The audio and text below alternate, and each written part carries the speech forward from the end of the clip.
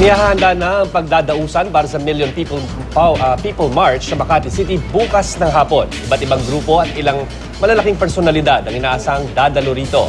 May news to go, si Lay Alvis. Lay?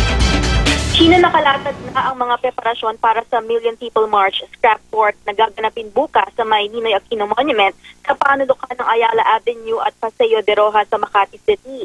Wala raw dapat ipag-alala ang mga sasali bukas sa rally dahil ito'y organisado at may kaukulang permit mula sa pamahalaang lungsod ng Makati at Ayala Land. Magsisimula ang rally ng alas 3 ng hapon at magtatagal hanggang alas 8 ng gabi.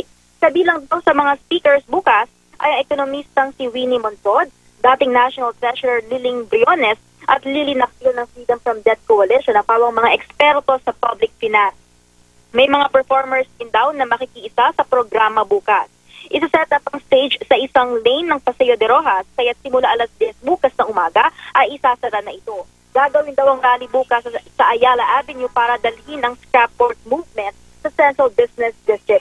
Simboliko rin daw na gaganapin ito sa monumento ni Ninoy Aquino dahil tila nalili daw sa tuwid na daan ng kanyang anak na si Pangulong Noynoy Aquino.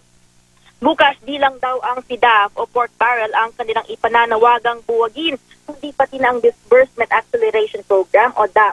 Bukod sa mga unaffiliated o yung mga di-membro ng anumang organisasyon, kalahok bukas ang mga militanteng grupo at grupong guardian na tutulong daw sa seguridad bukas. Chino?